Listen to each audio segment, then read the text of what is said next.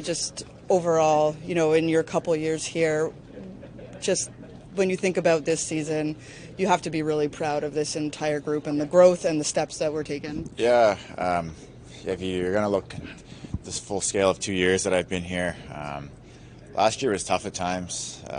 For a majority of the year, it was tough, honestly.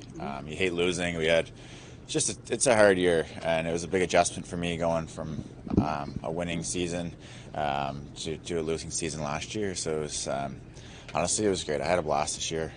The group exceeded expectations for what people thought from the outside. From the inside, I think we always kind of believed that we would be good, but to put that into reality is always harder than you think. So it was a good year, and I think a lot of guys took big steps and stuff like that. So no, it's a lot of positives this year. It's a shame that we ended when we did. I think we had potential to go even further, but I think if you would have told a lot of this group that this is where we'd be standing at the end of the year, I think a lot of guys would have been pretty happy with that, and it's a huge step for this group. How are you health-wise? Obviously, that big hit and weren't able to play in a few games, but you got in there. Yeah, I'm doing okay. I think you have things throughout the whole playoffs that here and there, and that just kind of wasn't able to play a couple of games. I don't think get into it, but it was tough. Like, you never want to miss time, especially that time of year. I've kind of been a guy that's been throughout my whole career, and I don't miss that many games, and I'm able to play through things. So that was hard to watch, and especially seeing this year being down 2-0 and then not being able to play, so that sucks. But it was nice to be able to get back in for one. It's tough to jump right back into a series after you've been kind of sitting around for a few days, but you've been there all year with your group, and you want to be able to go back out and play. And there's a lot of guys are playing through injuries probably on both sides, and we don't know other teams, but I'm sure they are as well.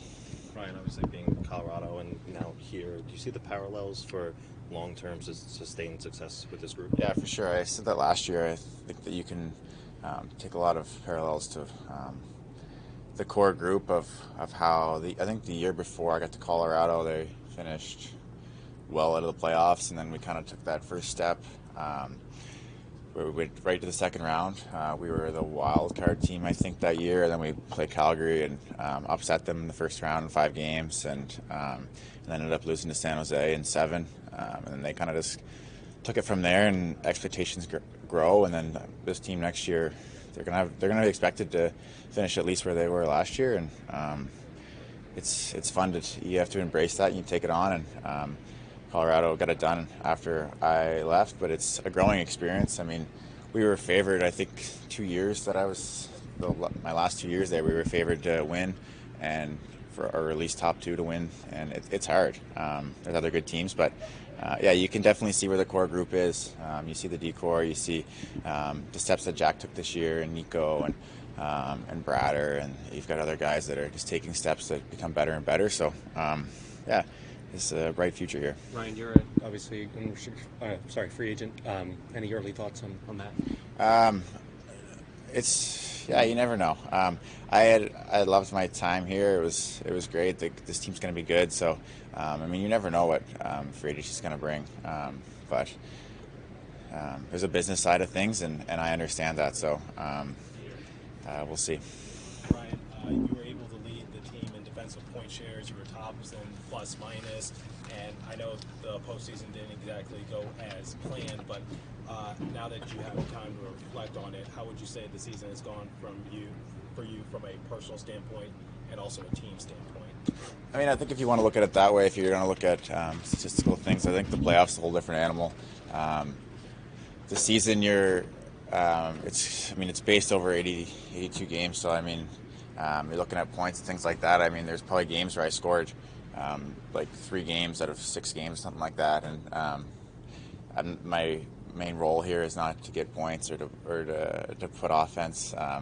It's to shut down top lines, and if you're looking at that, then I think did pretty well in the playoffs. John and I did a good job against that Ranger top line. I don't know how many 5-on-5 points they had, but not many. They had their power play was good for a few games, but at the same time, I think it was some lucky bounces in there as well. I think that when it comes to the postseason, you're just trying to you're going into each game and you want to win 1-0 or you want to win 2-1. You don't want to win 6-4 like we did a lot during the season. So it's different. It's a whole different animal. But yeah, it's been a good year. Honestly, it's just a good team. I think a lot of it, if you're on a good team, guys have good years.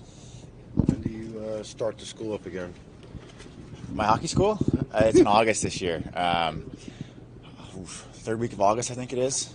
It's cool. I think it's sold out in like 2 days again this year. It's crazy. But honestly, it's something that I'm proud of. It's a blast for me too. It's as you get older, you kind of see the impact that you can have with kids and things like that. And you think back to when you were a kid. I was able to go to Jody Shelley's hockey school, and I remember that. I remember meeting NHL players when I was younger. And then also, as you get older, you kind of see what parents put into it. Like the town that I grew up in, my closest minor hockey game was 2 hours away. So every weekend you're in a hotel and you're driving sometimes 5-6 hours. I would drive 5 hours for hockey school and I'd stay there all week. So that was a big part of it, is to be able to bring what I've been lucky enough to learn throughout the years, and you can put it all into a hockey school, and you can put it right there in your home rink where parents can go to work every day. They don't need vacation. The kids can sleep in their own bed. They can go with their buddies, and so it's not to make money or anything like that. It actually doesn't make any money. It's priced to basically cover the cost of instructors and ice, and hope kids have a good week. And it's basically everything that I would want in a hockey school. There's no boring time fillers. It's all a lot of on ice. We have an awesome staff of teachers and gym teachers that play games. We play soccer, baseball, we play dodgeball. We bring in like yoga instructors, things like that. That's just, honestly, it's a fun week for everybody involved, and I can't wait for it again. When I spoke to you about it earlier in the season, you mentioned Allie Monroe was the first friend you called. Is she coming back again this year? I hope so. She actually is doing her own school this year. She's doing a full female school, which will be really cool. So she's got a lot of the same people helping her with it. So it's going to be a good week for her.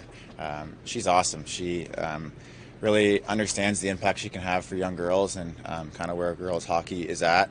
And she is great. It's cool to see the way some of the kids at the start of the week. It's my hockey school, and kids watch the NHL on the start of the week, and they don't always understand what the women's professional leagues are like and where they play and how their lives are like.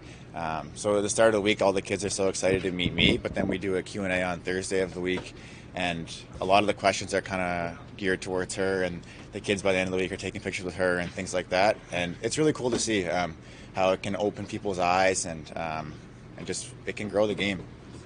It's cool.